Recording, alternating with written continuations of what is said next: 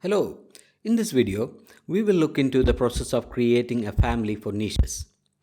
Since niches come in many different sizes, our wall niche family will have parameters for width, height and depth so that we can create niches of any size in our project. I have a project file open here which contains a wall, floor and a roof element.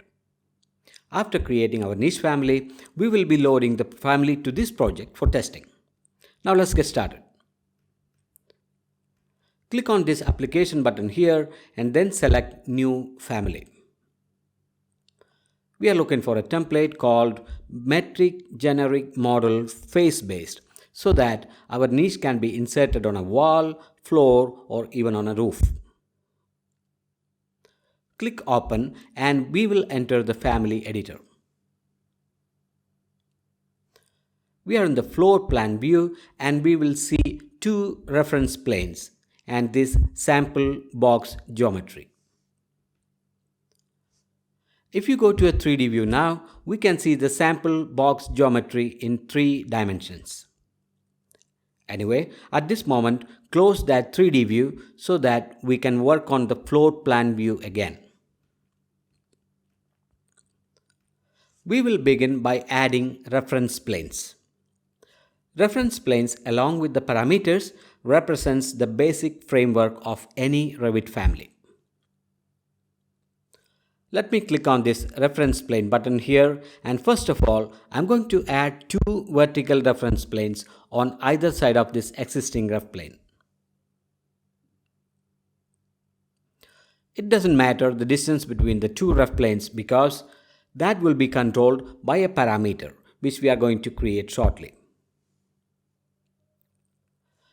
Next, we have to add 2 ref planes horizontally. Create one from left to right at the top of this existing ref plane and then create one at the bottom as well. Now is the time to add parameters. Select the Align Dimensions and then click on the first vertical ref plane, then the middle one and finally click on this reference plane here. Then move the mouse somewhere outside of the sample geometry and click on an empty space to create that dimension. Click on the equality constraint to make both the dimensions equal. Now we have to add an overall dimension. This is going to be the parameter for width. Select this dimension and then go to the label drop down and select Add Parameter. Once we are in the parameter properties, type the name width in this column here.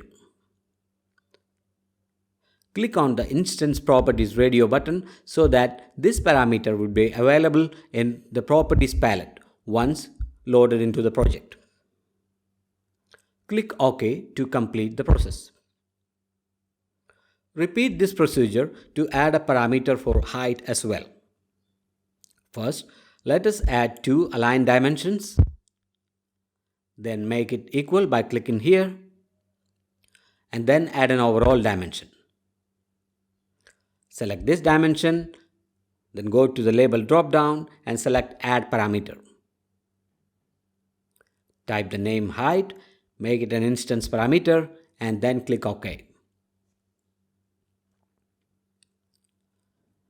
Now we have to add a parameter for the depth of the niche. For that, we have to go to one of the elevation view. Under the elevations, click on the front to activate the front elevation.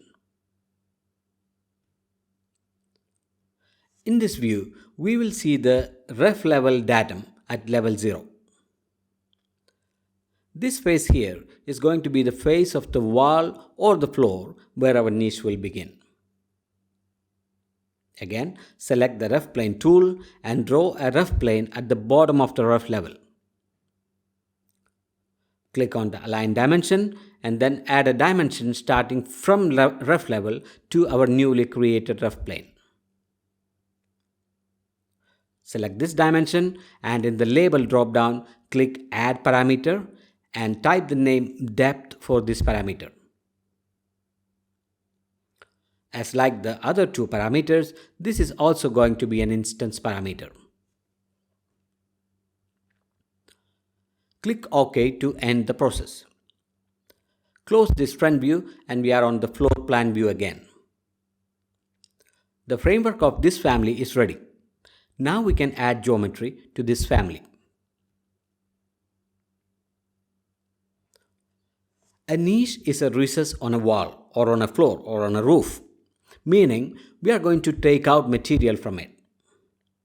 In Revit, we do this by means of void geometry. Go to the Create tab and in the Forms panel, click on Voids Forms. Select Void Extrusion and in the Draw panel, click the rectangle. Draw a rectangle from the intersection of these two rough planes to the diagonal intersection of these two rough planes. Make sure that the two rough planes are highlighted before you click. There is no need to lock these in this case because they are automatically locked by a zero length dimension constraint. Finish the editing by clicking on this green check mark here. We still have to fix the depth. At the moment, the depth is a default value of positive 250. If we go to the front view, again we will see the void geometry is actually protruding out of the wall. We need to push it in so that it can cut the wall. To do that, grab this handle here and bring it down till it touches this rough plane. Once it touches the rough plane, the lock symbol will appear again. We need to click on this lock button to attach this face to the rough plane because there is no auto lock-in available in this case. Next, open a 3D view by clicking on this Home button and we will see the void geometry we just created. In the Geometry panel, go to the Cut tool, pick the solid geometry first, then pick the void geometry so that a recess is made in the sample geometry. Change the visual style to shaded to have a clear view of the recess. If we go to the family types in the Properties panel, we will see all the parameters we created for this family. At this point, we can do, or we must do, a testing of our family to see our parameters are all working good. Change the value for the parameters and while keeping an eye on the geometry here, click on the Apply button. We can see that the size of niche is indeed changing and that means our parameters are all working well. Now, we need to do one more thing before we save this family. And that is, in the Properties palette, scroll down till the bottom and under the Other, put a check mark on this option here, which reads Cut with Voids when loaded. This is to make sure that this family will automatically cut the underlying geometry when we use it in the project. The creation of this family is now complete. Click on the Save button and save the family to a known location. In this case, I'm going to save it into the desktop and I'll call this Niche. The family is now ready to load into the project. Click on Load into the project to load this family to the project environment. Once in the project, the family will now be available on the mouse tip. If not, go to the Architecture tab and select Component and look for the family named Niche from the Type selector. Once acquired, click on the face of the wall and a niche will be inserted on the wall with the parameter values assigned at the time of creation. Go ahead and add multiple niches onto the wall, onto the floor, or even onto this roof here. To change the sizes, select a niche and find the values in the Properties palette and type the new values as needed. Once applied, the niche will be updated to the new sizes. And that is the end of this video. I hope you are now clear on the methods to create a niche family. If you like this tutorial, then please subscribe to my channel and don't forget to leave your comments. My name is Sunil and I'm an Autodesk certified instructor and professional. I'll be adding new videos to this channel soon. If you are interested to learn more about AutoCAD, Revit, 3D Studio Max or AutoCAD architecture, then please let me know and I will see how can I help you.